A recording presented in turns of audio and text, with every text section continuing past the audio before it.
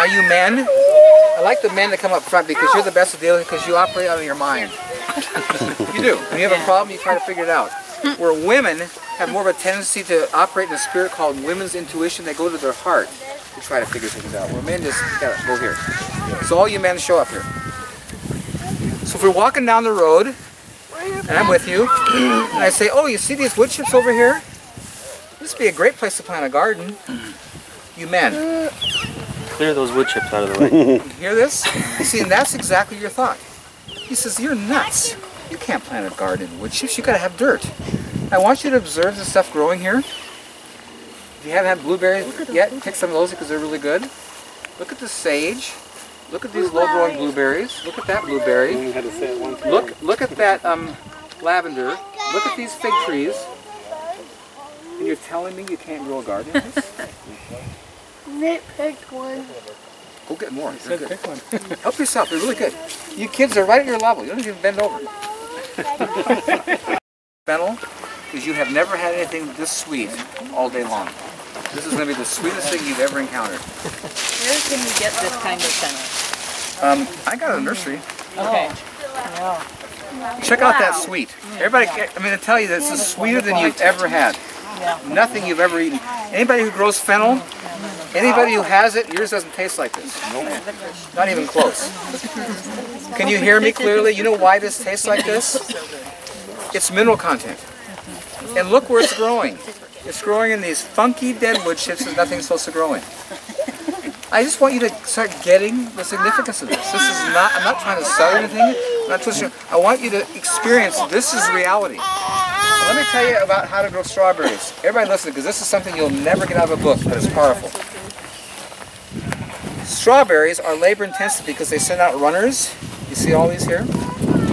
And in time your bed gets very dense. And the challenge is the new growth you want to keep is on top. And the stuff that's not producing is underneath. And it's hard to get at. And so I'm out here doing this hard thing, you know, getting this stuff in that. I'm talking to God, now God, you said your yoke is easy, your burden's light. This isn't. How would you approach this? He says, just cover it. I said, what? Yeah, every fall, just bury the whole bed. Here's what happens. You know how your strawberries look in the winter? Ugly. Dead brown leaves and miserable to look at. Under wood chips during the winter, it's gorgeous.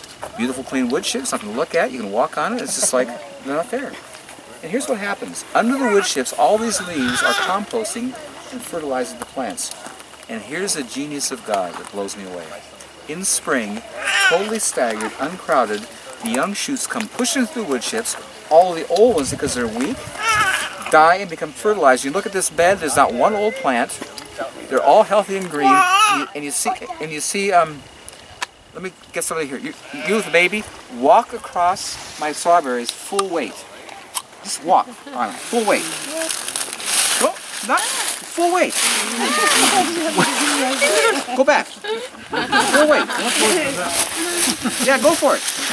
Look, they're not smashed, they're not broken, because the wood chips underneath give it a buoyant air surface. And these have never been watered and I have no weeds. I mean, can it get easier?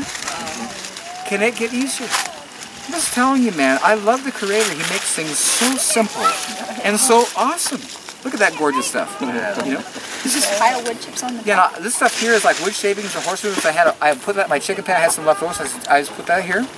But it's just phenomenal how well things grow in it. And you see, I'm growing this under my trees. The open strawberries over there. Now, you see, those are drier because it's, you know, it's not as much of it. But I'm growing under my trees strawberries. It's supposed to grow in full sun. And how much wood chips would you put? Just enough to bury. Now, see, it doesn't take much. Watch this. Oops, I'm sorry. You see how that lays down? A little bit puts it down. So just enough to cover, like, no more than an inch. And then, again, all winter, it's just gorgeous. You can walk on it, no ugly leaves. And then in spring, totally staggered, these healthy plants come up looking like this, producing, these are golf size. He's been here. They're the size of golf balls when they get ripe, and then you get wet eating. It's awesome. So you'll be doing that Pretty soon, yeah. I say I'll probably end of October with my tours. I want to save it for my tours, but probably in October my tours I'll finish. Does anybody grow thyme in their garden? The herb thyme. We get time. Do you? Yeah. How does you look compared to that? Well, it's not that bad. You guys eat thyme? Oh yeah. Anybody use thyme in cooking? I do lots of whole Take a very small piece of that. When I say small, I can't say that strongly enough because it's going to shock you at how potent it is. potency is going to blow you away. Yeah, that's very cool. So have some fennel to take that away because Oh my it's gosh. really strong.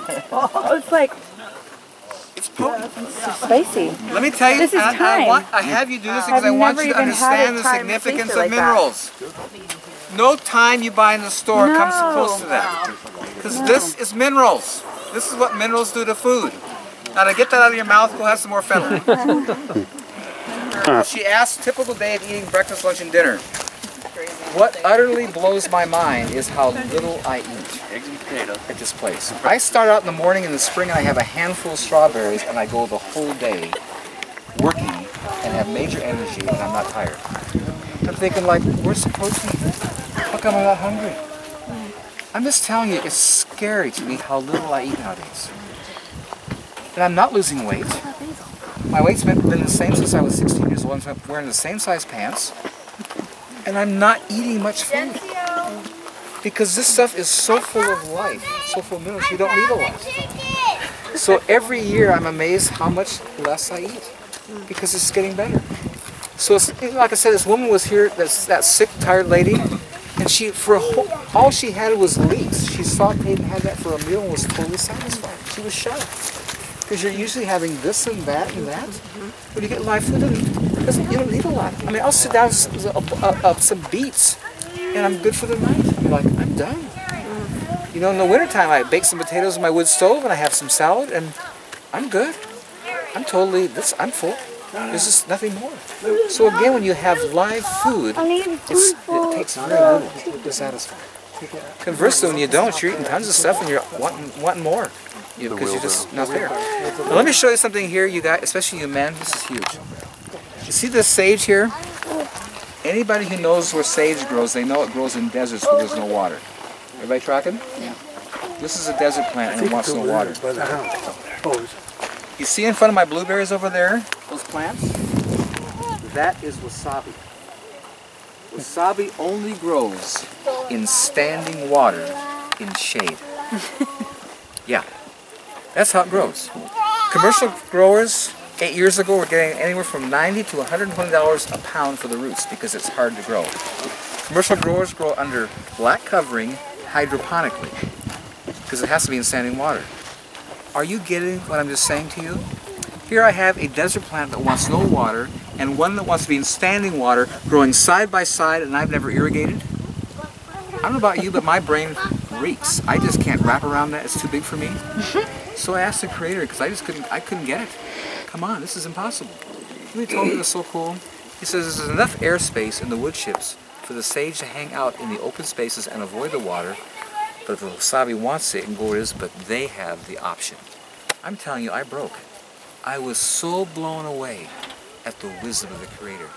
He designed his landscape in such a way that you can plant anything in the same place and they all thrive because it's perfectly balanced and meets all the needs. Look at this, for example. You haven't had a cucumber yet? Have one of these. Cucumbers are an alkaline plant. Are you following me? pH. Alkaline. See those blueberries? That's an acid plant. Totally acid. Growing side by side, both thriving. Because my pH is 7.0, totally balanced, and in that condition, everything can grow in the same place. I don't know about you, but man, I'm just getting blown away at like, wow, God, you made this easy. He made it so easy for us. I don't have to worry about what my soil can. And I note that you haven't mounded your blueberry. Why would I mound anything? Yeah, but normally they'll mound blueberries some so they'll stay up higher than the water. But you've got yours on a level area and they're just doing great. And I'm growing wasabi that wants to grow in standing water right in front of them, in full sun. And it's been hot this summer. It's looking like that. If you like wasabi, taste those leaves. I mean, they're hot. They're awesome. Isn't that cool? You guys dig? Isn't that nice stuff? This is wasabi? Mm-hmm. Yeah.